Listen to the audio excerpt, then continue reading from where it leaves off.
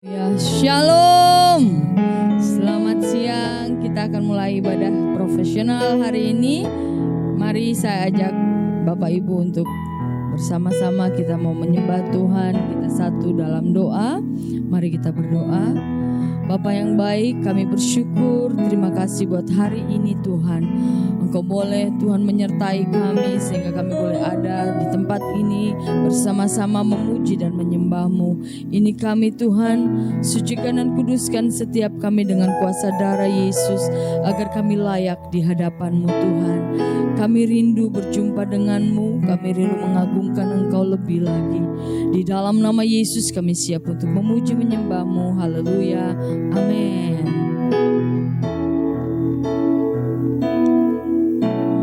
Besar dan ajaiblah karya-Mu, adil dan benarlah jalan-Mu, Raja segala bangsa yang maha kuasa.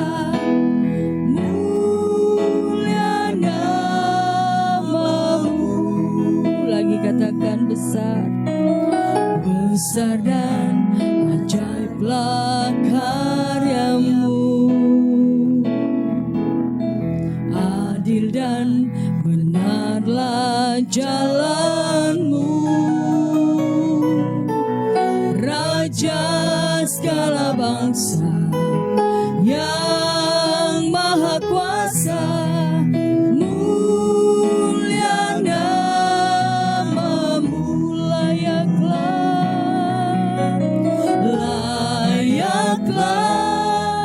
Segala bangsa sujud kepadamu,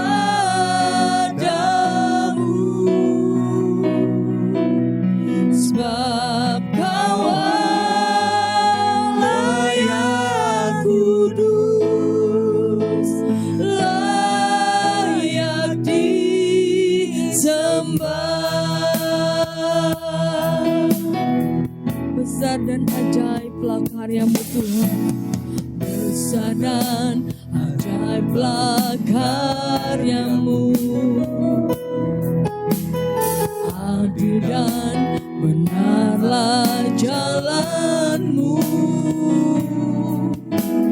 Raja segala bangsa yang maha kuasa.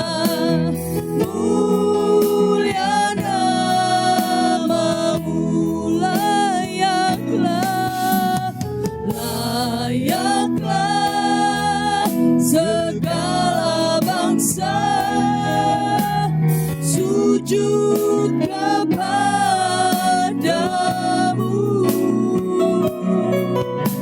sebab Kau layak kudus, layak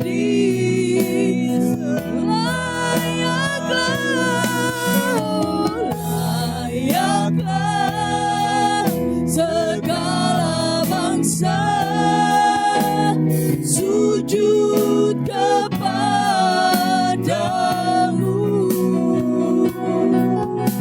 sebab Kau layak kudus, layak disembah, sebab Kau alam, sebab Kau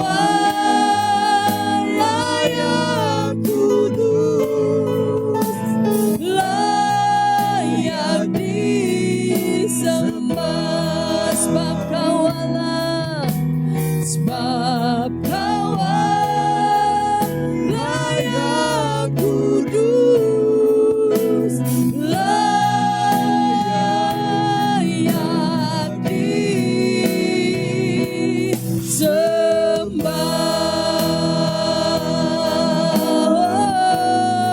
Kau layak Tuhan, dipuji disembah Yesus. Kami tinggikan Engkau, kami agungkan Engkau.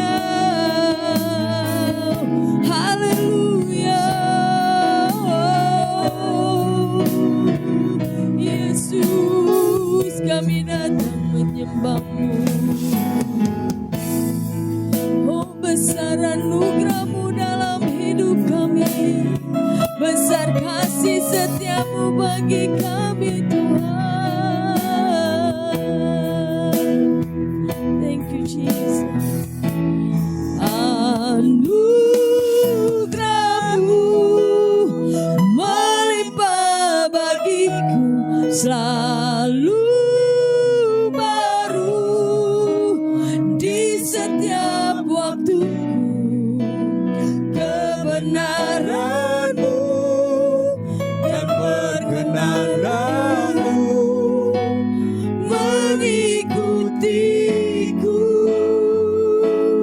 Oh, anugerah-Mu melimpah bagiku, selalu baru di setiap waktuku. Kebenaran-Mu dan perkenanan-Mu mengikutiku.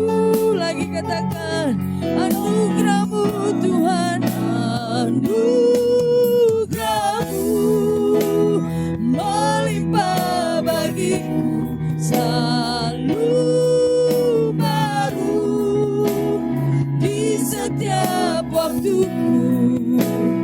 Kebenaran-Mu dan perkenanan-Mu mengikutiku. Sepanjang hidupku. Mari saya ajak Bapak Ibu bangkit berdiri. Kita naikkan pujian yang dikatakan, anugerah-Mu melimpah bagiku, selalu baru di setiap waktuku. Kebenaran-Mu dan perkenanan-Mu mengikutiku. Sepanjang hidupku. Kebenaran-Mu dan perkenanan-Mu mengikutiku. Sepanjang hidupku. Kebenaran-Mu dan perkenanan-Mu mengikutiku.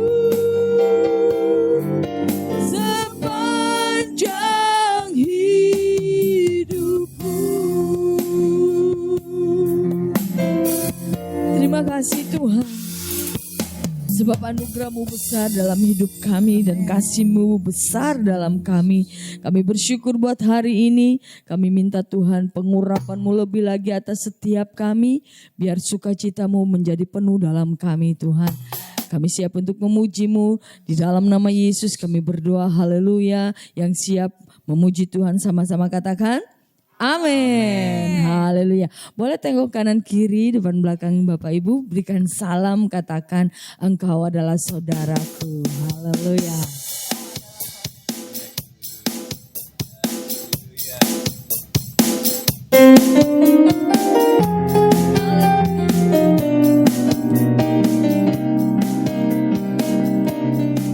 Mari tepuk tangan sama-sama saudara. Saudara boleh menggerakkan badannya kanan kiri boleh. Oh betapa indahnya dan betapa eloknya bila saudara seiman hidup dalam persatuan. Lagi katakan, oh betapa indahnya dan betapa eloknya bila saudara seiman hidup dalam persatuan. Bakurapan di kepala Harun, yang kejanggut dan jubahnya turun seperti embun yang dari Hermon mengalir ke bukit Sion, ke Kesana telah diperintahkan Tuhan agar berkat-berkat dicurahkan, kehidupan untuk selamanya. Oh betapa indahnya, lagi katakan, oh betapa indahnya dan betapa eloknya bila saudara seiman hidup dalam persatuan. Lagi, oh betapa indahnya dan betapa eloknya bila saudara seiman hidup dalam persatuan.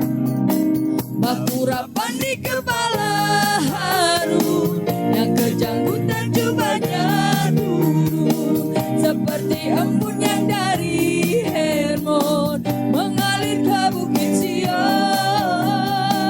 Kesana telah diperintahkan Tuhan agar berkat-berkat dicurahkan, kehidupan untuk selamanya.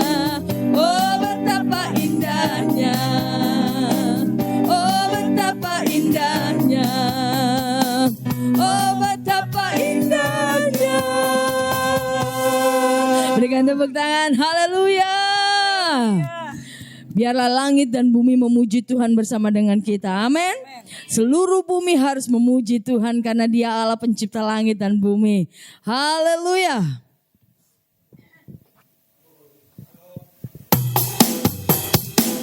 Mari tepuk tangan sama-sama saudara.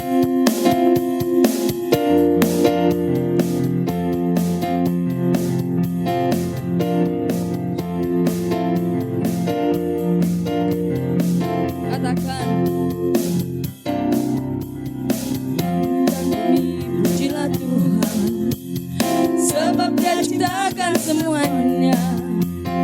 Keagungannya mengatasi langit bumi, sembah sujud di hadapannya. Sekali lagi, langit dan bumi pujilah Tuhan, sebab Dia ciptakan semuanya.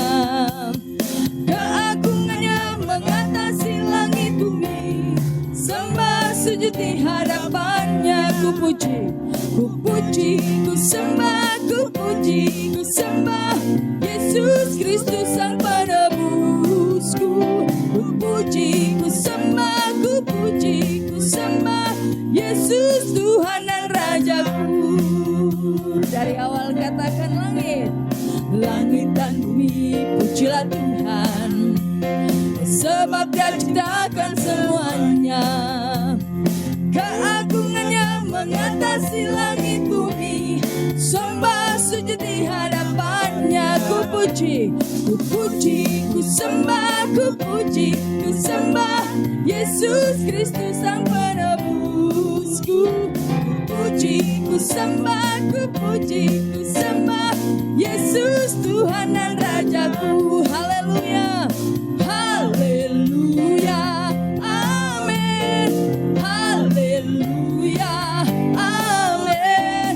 Haleluya, amin. Haleluya, lagi katakan haleluya. Haleluya, amin. Haleluya, amin. Haleluya, amin. Haleluya, amin. Haleluya, amin. Haleluya, amin. Silakan duduk Bapak Ibu. Haleluya. Sebab Tuhan kita itu Tuhan yang baik. Yesus itu satu-satunya yang kita sembah di tempat ini. Amin. Hanya Dia yang kita agungkan, hanya Dia yang mempesona kehidupan kita. Thank you Jesus. Ini kami Tuhan. Ini kami Abba. Kami haus, kami lapar akan kebenaran firman-Mu. Ini kami terbuka untuk-Mu.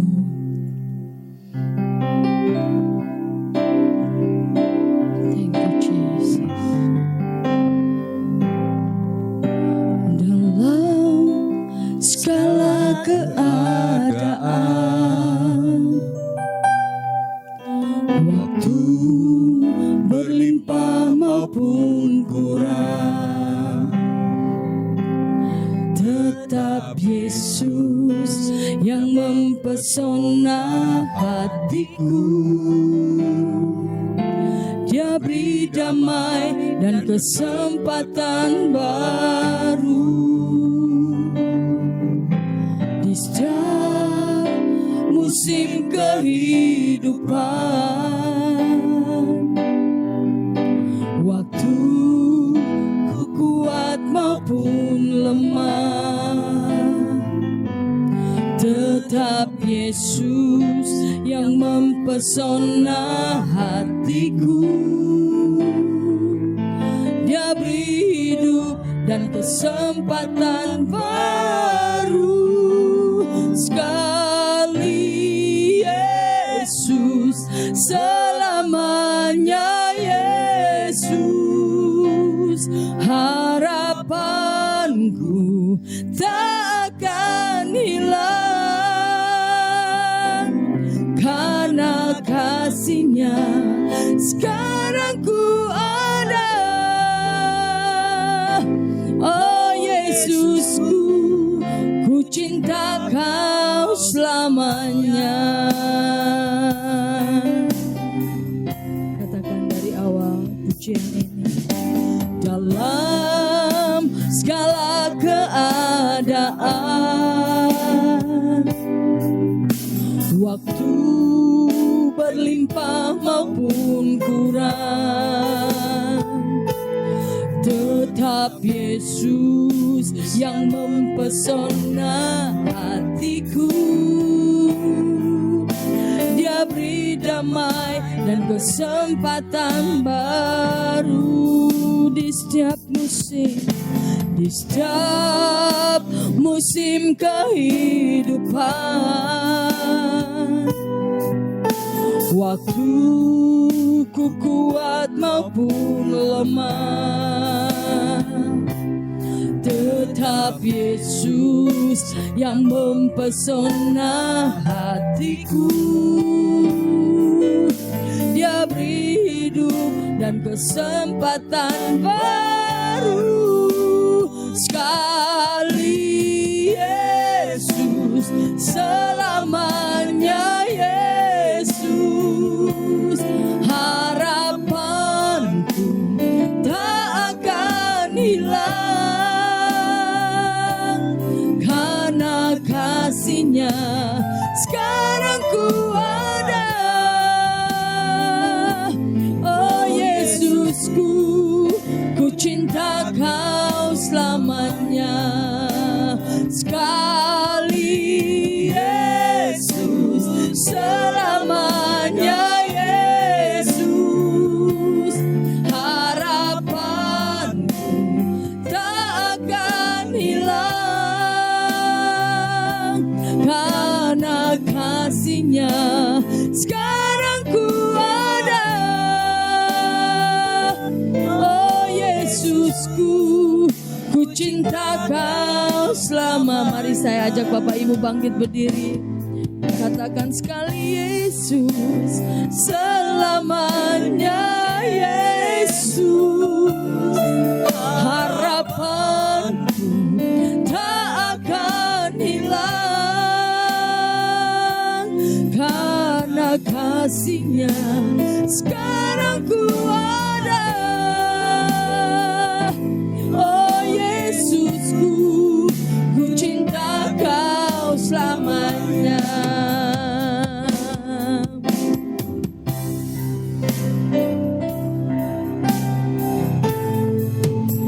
Sekali Yesus selamanya, Yesus harapanku tak akan hilang, karena kasih-Nya sekarang ku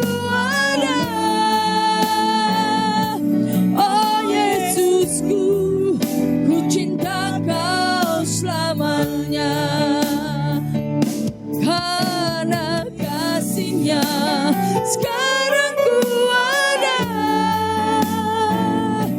Oh Yesusku, ku cinta Kau selamanya.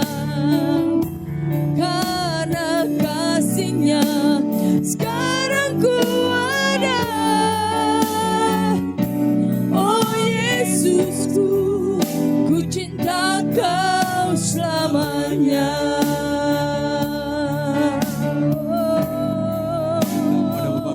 Terima kasih Yesus, hanya Kau Tuhan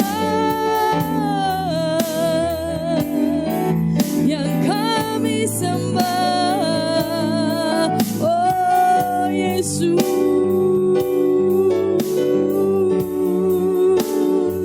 Kaulah satu-satunya yang kami sembah. Kaulah satu-satunya Allah yang kami tinggikan.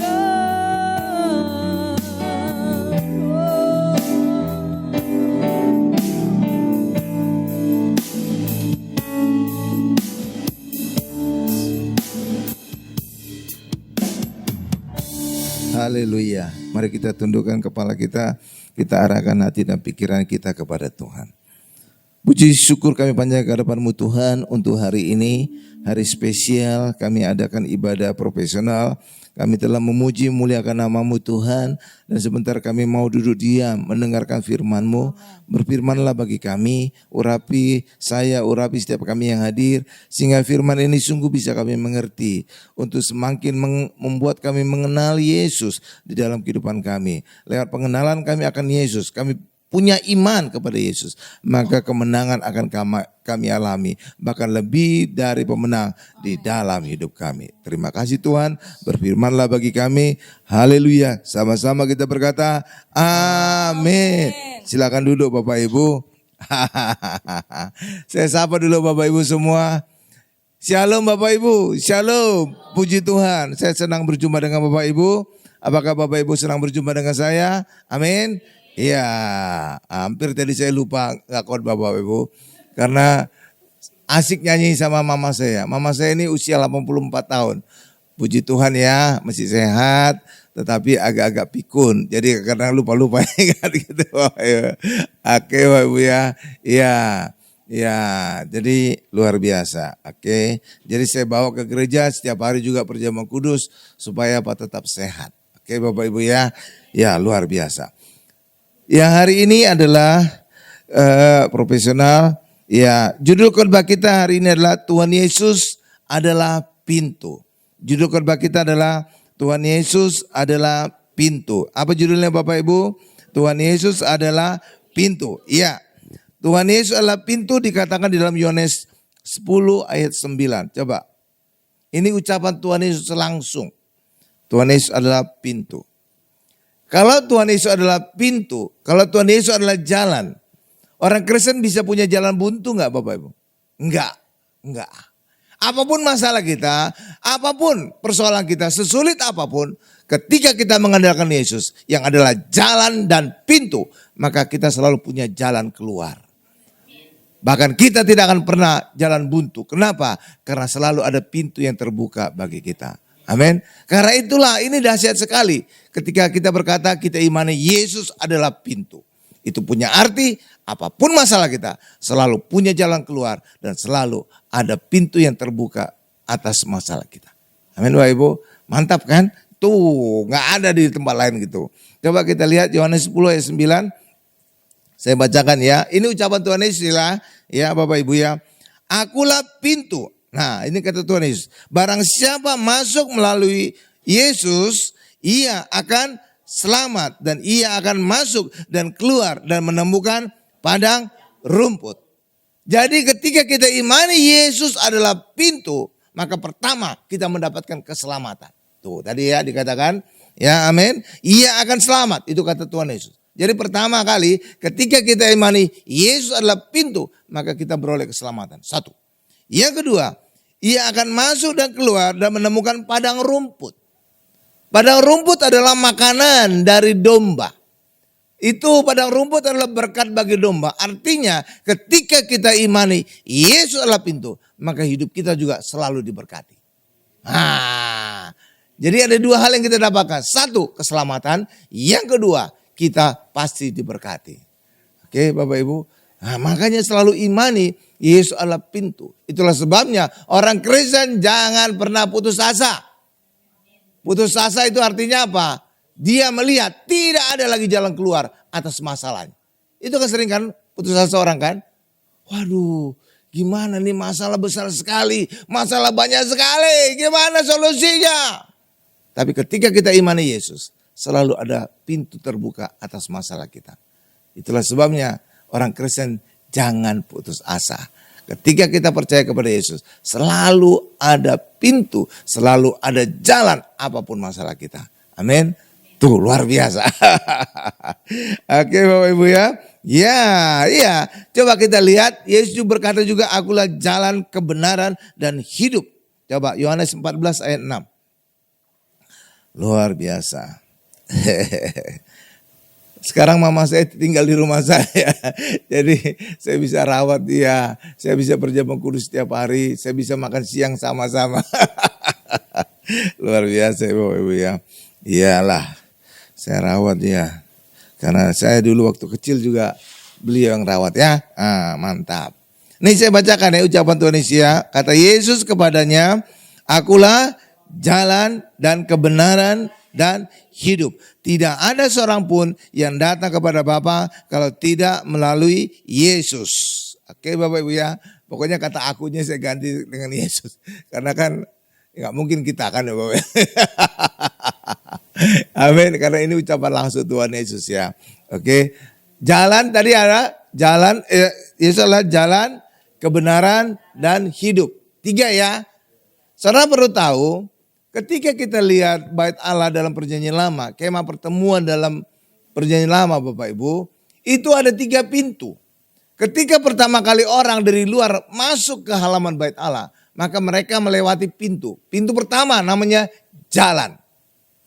Kemudian ketika orang dari halaman bait Allah ingin masuk ke ruang kudus, itu ada pintu lagi. Dan itu namanya kebenaran. Lalu ketika dari ruang kudus masuk ke ruang Maha Kudus, itu ada pintu lagi namanya hidup. Jadi di bait Allah ada 3 pintu, jalan, kebenaran dan hidup. Dan inilah Yesus. Jadi ketika orang ingin masuk ruang Maha Kudus, tempat hadirat Allah, dia harus melewati 3 pintu, jalan, kebenaran dan hidup. Dan inilah gambaran Yesus. Jadi ketika orang ingin masuk ke hadirat Allah, maka mereka harus melewati Yesus. Harus percaya kepada Yesus. Harus di dalam Yesus. Amin Bapak Ibu. Nah, jadi udah ada gambarannya dalam perjanjian lama Bapak Ibu. Luar biasa ya. Nah, jadi itulah sebabnya Bapak Ibu. Hanya lewat Yesuslah kita bisa sampai kepada hadirat Allah di surga. Ya. Haleluya, haleluya. Nah, pada saat imam besar setiap tahun pada hari Yom Kippur, imam besar itu harus mengurapi bait Allah Bapak Ibu, memercikkan darah di tabut perjanjian di ruang Maha Kudus. Ya Bapak Ibu. Ketika imam besar pada hari itu akan memercikkan darah, bukan memercikkan darah di tabut perjanjian, dia gemetar ketakutan. Kenapa imam besar itu gemetar ketakutan? Karena dia akan masuk ruang Maha Kudus. Tempat terdapatnya tabut perjanjian yang dia akan percikan darah. Dan ketika dia masuk ruang Maha Kudus, maka dia harus dituntut Maha Kudus. Dosa sekecil apapun bisa membuat dia mati. Itulah sebabnya imam besar pada saat masa perjanjian lama akan masuk ruang Maha Kudus. Dia gemetar ketakutan. Jangan sampai dia melakukan dosa sekecil apapun. Termasuk juga pikirannya tidak boleh berdosa. Tuh kan. Gawat kan. Kalau pikirannya tidak berdosa. Kan bisa aja terlintas pikiran-pikiran jahat kan Bapak Ibu. Iya. Dan itu juga dia jadi khawatir. Waduh, jangan sampai pikiran saya ya ada pikiran dosa. Nanti ketika saya masuk ruang Maha Kudus, dia akan mati. Tapi bagi kita orang Kristen, tidak ada lagi ketakutan seperti imam besar pada perjanjian lama. Kenapa? Karena bagi kita hari ini di dalam Yesus. Darah Yesus telah membasuh kita sehingga kita menjadi maha kudus. Amin Bapak Ibu. Jadi saudara tanpa sadar saudara harus tahu bahwa saudara itu orang maha kudus di hadapan Allah. Di hadapan Allah ya. Di hadapan manusia bisa sebaliknya. Bisa maha kudus. Karena seringkali kita bersikap aneh-aneh gitu Bapak Ibu. Berbuat aneh-aneh. Tapi di hadapan Allah kita maha kudus. Apa buktinya kita maha kudus Bapak Ibu? Buktinya Roh Kudus diutus kepada kita dan menjadikan kita bait Roh Kudus. Itu menjadi bukti konkret bahwa Allah melihat kita telah menjadi maha kudus sehingga Roh Kudus diutus kepada kita. Dan Roh Kudus itu maha kudus. Amin. Jadi itu menjadi bukti pertama bahwa kita adalah orang maha kudus. Amin Bapak Ibu. Bukan kudus karena perbuatan kita. Enggak. Kalau berdasarkan perbuatan kita, kita tidak pernah kudus. Karena Yesaya berkata, kesalehan kita, kekudusan kita seperti kain kotor. Sebenarnya lengkapnya kain kotor haid wanita. Itu terjemahan Alkitab Perjanjian versi kedua yang terbaru. Kain kotor wanita. Itu. Jadi zaman dulu belum ada softtek Bapak Ibu. Jadi bulanan wanita itu pakai kain. Ya kalau sekarang kan disposal. Sekali pakai buang kan. Softtek kan. Iya. Ya nggak apa-apa lah. Ya amin Bapak Ibu. Ya ada merek itu softtek. Nggak apa-apa. Gereja harus jadi berkat. Amin Bapak Ibu. Iya dong. Saya sebutkan aja merek. Supaya Pak merek itu diberkati. Gereja tidak boleh menahan-nahan berkat. Amin. Kalau saudara bisa memberkati orang, berkati saja. Amin. Lah kita kan dijadikan saluran berkat kan. Lah iya dong. Berkati aja kalau bisa. Oke. Ya. Iya karena apa? Di tempat saya yang lama, gereja saya yang lama. Itu ada tuh pengerjanya nutup-nutupi merek. Keyboard aja ditutupi mereknya. Karena katanya nanti kayak endorse iklan produk keyboard itu katanya. Ya gak apa-apa dong. Ya Bapak Ibu ya. Kita kan menjadi berkat bagi produk itu kan. Masalah gak Bapak? Ya enggak lah. Kita kan menjadi calon berkat kan. Iya. Makanya juga kalau ada ini air mineral. Air mineral ya saya sebut aja Oasis. Sekalian. Kenapa? Gereja bisa menjadi berkat bagi produknya. Amin Bapak Ibu. Ya kan jangan ditahan-tahan. Amin Bapak Ibu. Jadi ya. Nah di tata Allah itu ada 4 makhluk loh Bapak Ibu. Ada 4 makhluk. Dan ini sebenarnya gambaran dari 4 Injil. Ya coba kita lihat dulu Wahyu 4 ayat 6. 4 makhluk di tata Allah ya. Luar biasa.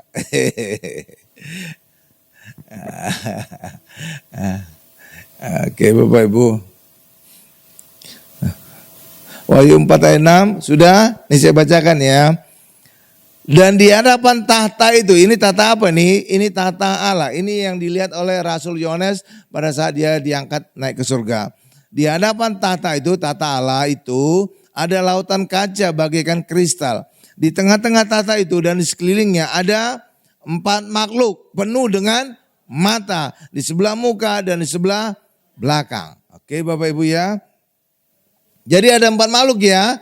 Nah 4 makhluk ini Bapak Ibu. 4 makhluk ini adalah gambaran dari 4 Injil. Ya 4 Injil. Ada 4 Injil. Saudara ingat 4 Injil ini? Pertama Matius. Kedua Lukas.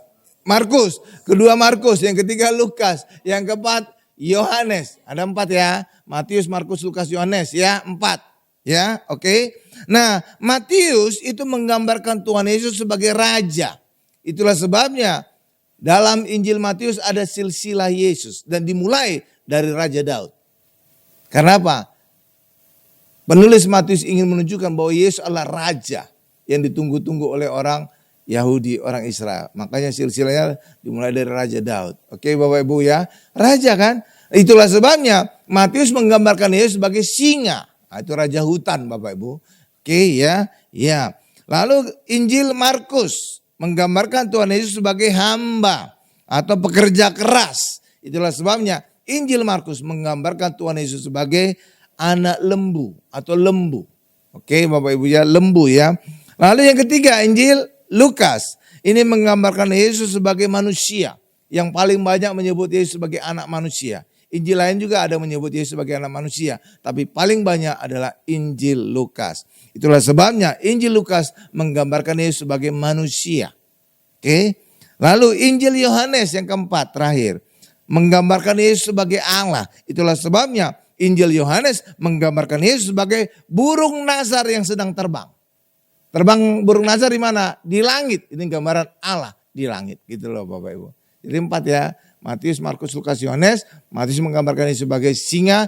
Markus menggambarkan Yesus sebagai lembu. Lukas menggambarkan Yesus sebagai manusia. Maka manusia. Lalu Yohanes menggambarkan Yesus sebagai Allah. Maka seperti burung nazar. Oke Bapak Ibu ya. Paham ya? Ingat ya, 4 tadi ya. Yang pertama apa? Singa. Yang kedua, lembu. Yang ketiga, manusia. Yang keempat, burung nazar. Nah yang luar biasa, ternyata keempat makhluk di tata Allah itu juga punya wajah. Dan wajahnya itu luar biasa. Sesuai dengan urutan dari Injil. 4 makhluk tadi. Iya Bapak Ibu.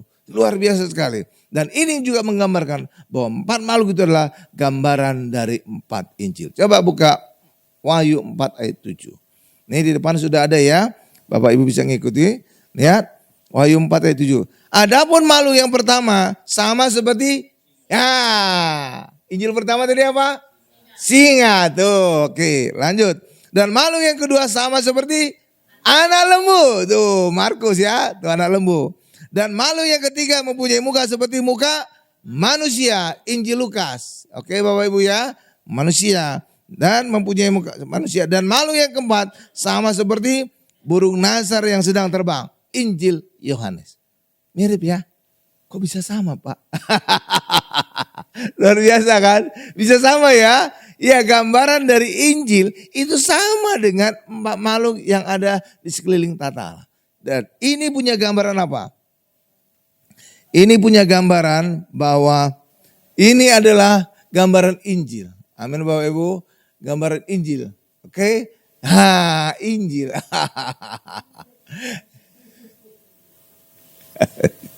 Tenang Bapak, tenang. Mama saya nggak konsen ya.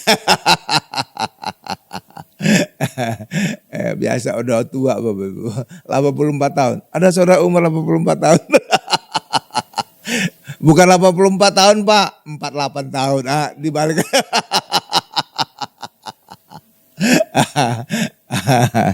Oke ya luar biasa ya. Nah itu Bapak Ibu.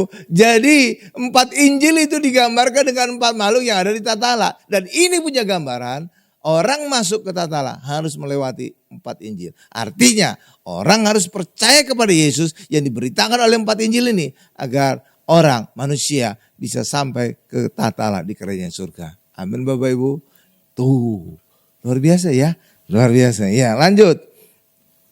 Nah Alkitab itu dibagi. Saudara kenal Alkitab dibagi berapa? 2. Biasanya kan perjanjian lama dan perjanjian baru kan. Ya kan Bapak Ibu ya. Nah ini ada satu hal lagi. Ini tambahan pengetahuan aja ya. Ya Bapak Ibu ya. Allah itu ada Tritunggal Allah, disebut Tritunggal Allah. Benar Bapak Ibu? Benar, Allah Tritunggal kan? Ya, harusnya secara teologi saya ajarkan saudara bahwa seharusnya Alkitab itu terbagi 3 juga. Kenapa? Karena Tritunggal Allah itu harus digambarkan, tergambar di Alkitab. Dalam perjanjian lama, peran paling dominan siapa? Allah Bapa, perannya. Sedangkan Roh Kudus dan Tuhan Yesus juga ada, cuma sekali-sekali atau juga dalam simbol-simbol. Benar? Lalu masuk kepada Injil. Yang dominan siapa di situ? Yesus, Tuhan Yesus. Dan tetapi Allah Bapa juga terlihat. Roh Kudus juga terlihat pada saat Tuhan Yesus dibaptis. Terdengar suara dari surga, itu suara Allah Bapa. Dan muncul Roh Kudus dalam wujud burung merpati. Jadi tetap ada kehadirannya. Tapi yang dominan adalah Tuhan Yesus. Lalu kemudian surat-surat. Yang dominan apa? Roh Kudus. Kenapa? Tuhan Yesus kan udah naik ke surga. Dan ketika Tuhan Yesus naik ke surga, Bapak Ibu, Roh Kudus turun kan? Nah, jadi perannya itu kemudian apa? Roh Kudus. Itulah sebabnya mulai dari Kisah Para Rasul sampai Wahyu, peran Roh Kudus ini bekerja, dinyatakan. Jadi sebenarnya Alkitab itu bisa terbagi 3 sesuai dengan Tritunggal Allah. Saudara itu tuh. Nah, bisa juga dibagi 3 berdasarkan peran atau kemunculan dari Tuhan Yesus. Dalam perjanjian lama Tuhan Yesus masih muncul dalam bentuk simbol-simbol, masih tersembunyi. Dalam Injil Tuhan Yesus dinyatakan mulai dari kelahiran sampai kenaikannya ke surga. Lalu kemudian Roh Kudus dinyatakan. Ya Bapak Ibu, ya Roh Kudus itu menyatakan apa? Memberitakan pengajaran-pengajaran Tuhan Yesus. Menjabarkan pengajaran-pengajaran Tuhan Yesus. Dan itulah lewat surat-surat dari murid-murid. Khususnya surat-surat dari Rasul Paulus. Amin. Nah itu ada pemahaman baru saudara. Oke Bapak Ibu ya. Iya dong, Tritunggal Allah harus dinyatakan dalam Alkitab. Gak mungkin salah satu Allah ini nganggur. Mana mungkin Allah nganggur. Ya kan Bapak Ibu ya. Tuh luar biasa ya. Luar biasa. Jadi pada perjanjian lama Tuhan Yesus masih disimbolkan dalam wujud kayak Musa. Musa membebaskan bangsa Israel dari perbudakan di Mesir. Dan inilah gambaran Tuhan Yesus akan membebaskan manusia dari perbudakan dosa dan setan. Gitu Bapak Ibu. Oke ya. Ya demikian juga Yusuf. Itu gambaran dari Tuhan Yesus. Yusuf dijual oleh abang-abangnya. Gambaran Tuhan Yesus nanti akan dijual oleh Yudas Iskariot. Ya, lalu kemudian apa? Yusuf menolong abang-abangnya, memberi makan abang-abangnya di Gosen. Dan itu menjadi gambaran Tuhan Yesus yang memberi makan umat yang percaya kepadanya. Karena Yesus adalah roti hidup. Kalau itu, luar biasa. Nah, disimbolkan Bapak Ibu, banyak simbol-simbol. Bahkan juga Paskah, itu juga gambaran dari Tuhan Yesus. Di saat Paskah pertama di Mesir, dipotong domba Paskah. Benar Bapak Ibu ya? Nah Yesus adalah domba Paskah yang sebenarnya. Maka disebut juga Yesus disembelih. Coba kita lihat. 1 Korintus 5 ayat 7b. 1 Korintus 5 ayat 7b. Dan ini mungkin adalah ayat yang terakhir.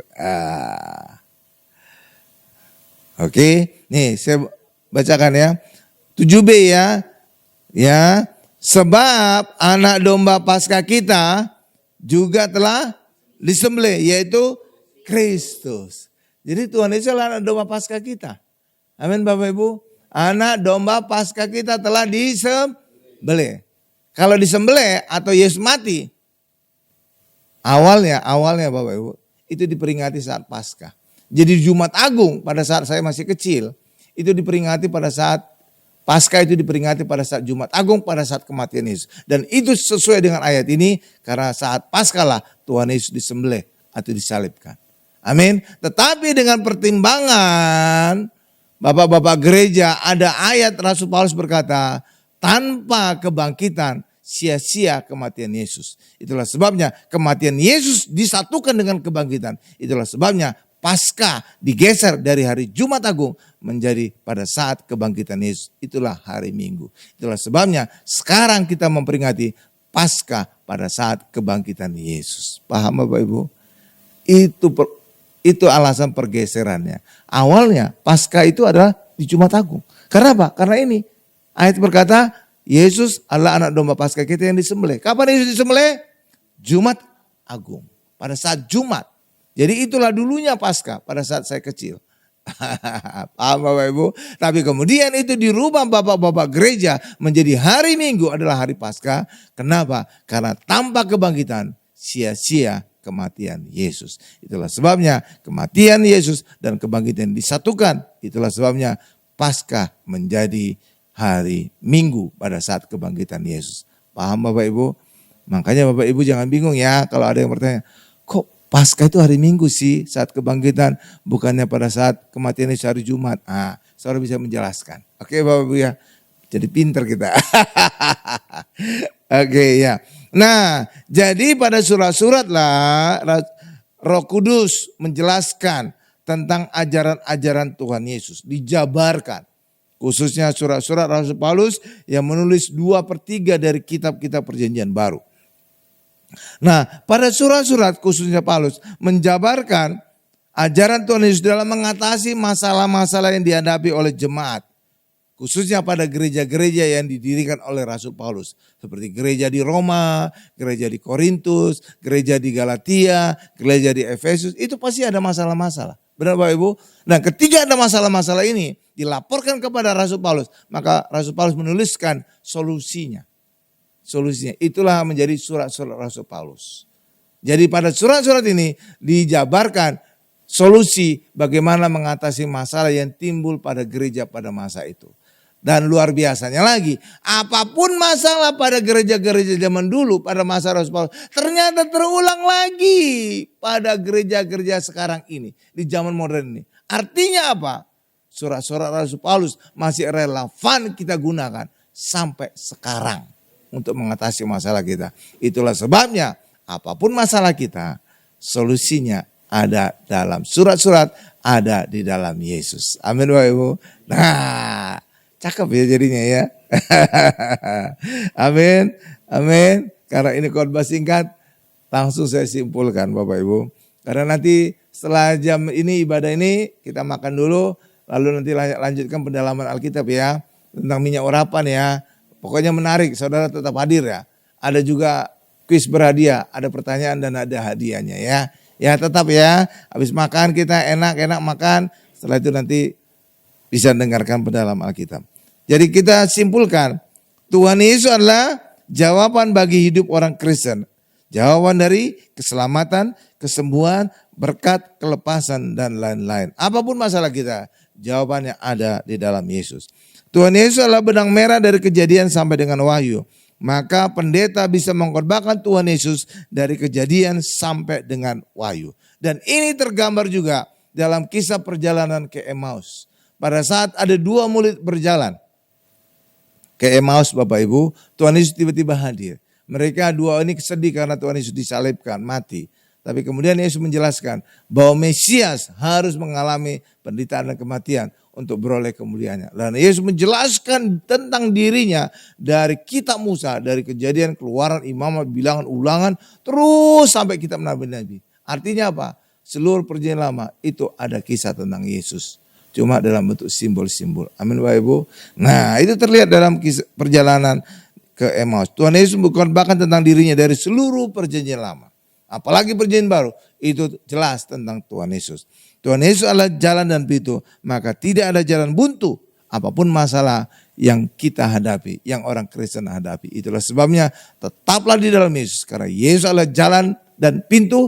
Maka andalkan Yesus atas masalah kita. Maka masalah kita selalu punya jalan keluar dan pintu keluar. Kita selalu keluar sebagai pemenang.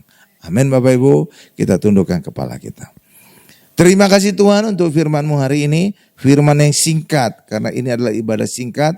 Tapi kami percaya Tuhan, Tuhan Yesus adalah pintu, ini menjadi berkat bagi kami. Sehingga apapun masalah kami percaya solusinya ada di dalam Tuhan Yesus. Terima kasih Tuhan untuk firman-Mu. Dalam nama Yesus kami berdoa dan mengucap syukur. Haleluya. Sama-sama kita berkata amin.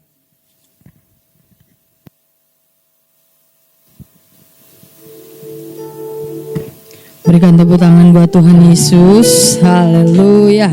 Saya percaya kita semua diberkati. Amin. Kita akan memberikan persembahan syukur kita buat Tuhan. Tapi sebelumnya mari kita satu dalam doa. Kita berdoa, Bapa terima kasih buat kebenaran firman-Mu. Terima kasih untuk kebenaran firman-Mu yang menguatkan kami, meneguhkan setiap kami, yang membuka mata rohani kami untuk memahami siapa sebenarnya Engkau dalam hidup kami. Ini kami Tuhan, kami akan memberikan persembahan syukur kami mau memberi dengan sukacita di hati kami. Terima kasih Bapa, di dalam nama Yesus kami siap untuk memberi. Haleluya, amin.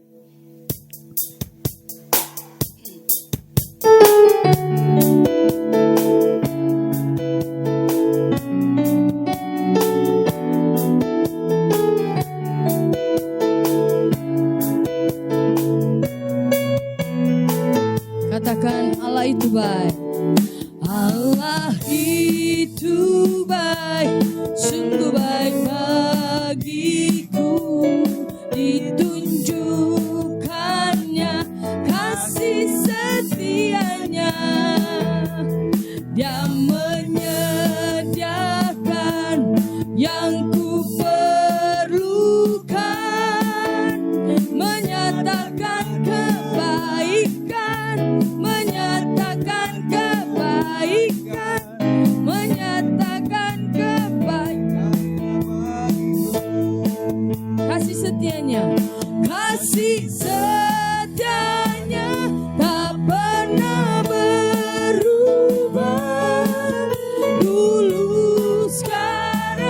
dan selamanya. Ajaib, ajaiblah kuasa dalam namanya. Yesusku luar biasa, Yesusku, Yesusku luar biasa, Yesusku, Yesusku luar biasa. Haleluya. Kita mempersiapkan mendengarkan beberapa pengumuman untuk sepekan. Shalom jemaat yang dikasihi Tuhan. Berikut ini pengumuman sepekan dari Mount Hermon Church, Ratu Plaza Lantai 1, Jalan Sudirman, Jakarta. Terima kasih kepada Bapak Gembala Sidang Pendeta Dr. Insinyur Hari Saragi atas pelayanannya hari ini. Tuhan Yesus memberkati. Kami mengundang Bapak, Ibu, dan Saudara semua kembali hadir dalam ibadah Praise and Worship hari Jumat tanggal 8 November 2024 jam 18 yang akan dilayani oleh Dameria Tobing dan Pastor Nixon Siregar. Jadwal ibadah hari Minggu tanggal 10 November 2024. Ibadah pertama jam 10.30 akan dilayani oleh Bapak Gembala Sidang Pendeta Dr. Insinyur Hari Saragi. Ibadah kedua jam 13.30 akan dilayani oleh Pendeta Joel Betakore. Ibadah ketiga jam 15.30 akan dilayani oleh Pendeta Weni Calvin. Di setiap ibadah minggu disertai perjamuan kudus dan altar call yang dilayani oleh Bapak Gembala Sidang Pendeta Dr. Insinyur Hari Saragi. Mari ajak saudara, famili, teman, dan kolega Anda untuk menerima mujizat kesembuhan. Berikut ini beberapa informasi terkait pelayanan dan kegiatan yang diadakan oleh Mount Hermon Church. Mari bergabung bersama kami dalam kelas pendalaman Alkitab setiap hari Kamis jam 1.15. Bagian ke-6 tanggal 7 November 2024 dengan topik Sakramen Minyak Urapan. Spesial menyambut Natal, Mount Hermon Church mengadakan lomba nyanyi lagu Natal. Bagi Anda yang berminat silakan menghubungi nomor sekretariat dari Mount Hermon Church seperti yang tertera di flyer yang sudah dibagikan. Christmas Time with Mount Hermon Church. Mari bergabung bersama kami di perayaan Natal tanggal 22 Desember 2024 dalam ibadah minggu jam 10.30, 13.30, dan 15.30. Ayo ajak keluarga dan teman Anda. Kita rayakan dengan penuh sukacita. Di perayaan Natal nanti, kita juga akan ada sesi tukar kado sambil menikmati hidangan Natal ala buffet. Untuk acara tukar kado ini semua boleh ikutan, yaitu jemaat dan pengerja. Kadonya senilai minimum 50.000, tidak berupa makanan ya. Dan kado sudah bisa mulai dibawa tanggal 8 November 2024. Yuk catat tanggalnya dan kita bikin Natal tahun ini jadi kenangan manis yang tak terlupakan. Dapatkan hadiah spesial dari kuis berhadiah yang diadakan oleh Mount Hermon Church dengan menjawab pertanyaan seperti yang tertulis di flyer yang sudah dibagikan melalui WhatsApp group. Dan jumlah penerima hadiah di setiap sesi ibadah adalah sebanyak 3 orang. Segera kirim jawaban melalui WhatsApp dan hadiahnya akan diberikan setiap hari Minggu. Berikut ini foto pemenang kuis edisi sebelumnya. Bagi Anda yang membutuhkan pelayanan dari Mount Hermon Church, Anda dapat menghubungi nomor 0811 1001 1285 atau silakan scan QR Code berikut ini untuk memperoleh informasi lengkap. Mari tetap terhubung dengan kami melalui sosial media dari Mount Hermon Church. Demikian pengumuman sepekan. Tuhan Yesus memberkati. Mari saya ajak Bapak Ibu untuk bangkit berdiri. Kita menutup dalam doa syafaat dan doa berkat.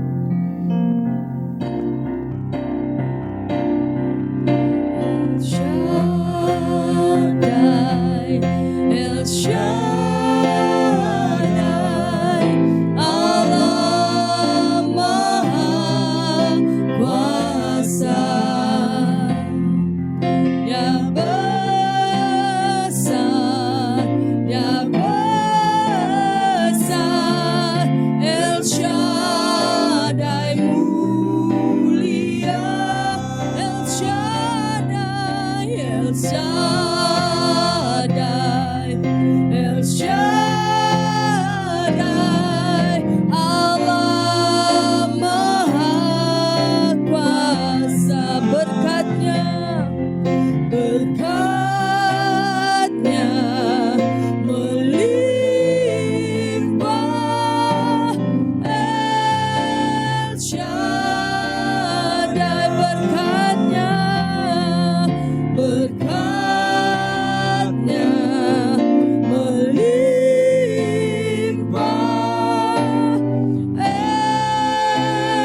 Shaddai.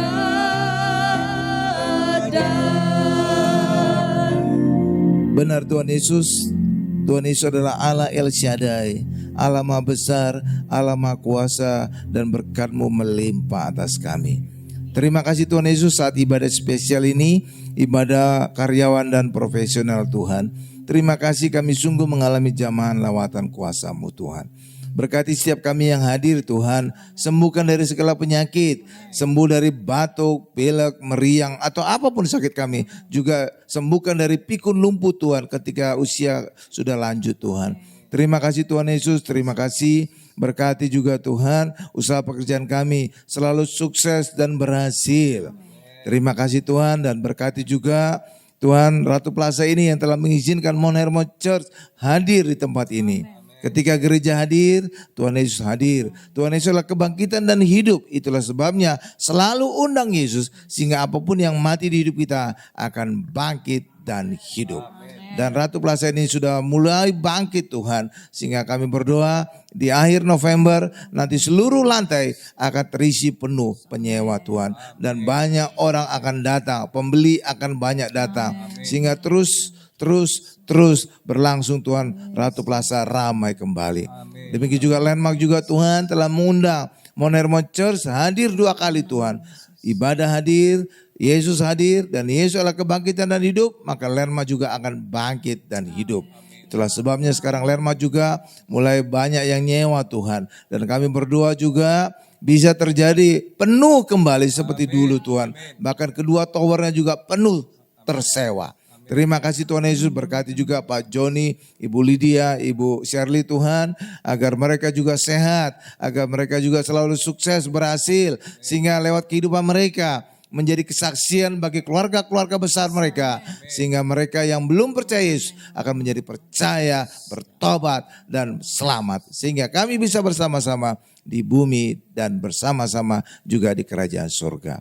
Terima kasih Tuhan Yesus, berkati juga presiden kami, presiden yang baru, Jenderal Prabowo Subianto Tuhan. Berkati beliau kesehatan yang sempurna, sehingga di usianya juga Tuhan bisa sehat, bisa kuat, bahkan juga tambah-tambahkan hikmat. Sehingga beliau bisa memimpin Indonesia masuk menjadi negara maju terbesar ekonominya keempat di dunia. Terima kasih Tuhan Yesus, terima kasih Tuhan. Dan kami akan menutup doa sahabat ini dengan doa Bapa kami yang diajarkan oleh Tuhan Yesus. Bapak Ibu bisa melihat di layar televisi, mari sama-sama. Bapa kami yang di sorga, dikuduskanlah namamu, datanglah kerajaanmu, jadilah kehendak-Mu di bumi seperti di sorga. Berikanlah kami pada hari ini makanan kami yang secukupnya, dan ampunilah kami akan kesalahan kami, seperti kami juga mengampuni orang yang bersalah kepada kami. Dan janganlah membawa kami ke dalam pencobaan, tetapi lepaskanlah kami daripada yang jahat. Karena Engkaulah yang punya kerajaan dan kuasa dan kemuliaan sampai selama-lamanya. Amin. Mari angkat kedua tangan kita, siapkan hati kita untuk menerima berkat-berkat dari Allah Bapa yang Maha Kuasa. Berkat dari Allah Bapa yang Maha Kuasa, kasih karunia dari Tuhan Yesus, serta penyertaan Roh Kudus menyertai kita mulai hari ini sampai selama-lamanya. Haleluya. Sama-sama kita berkata, amin.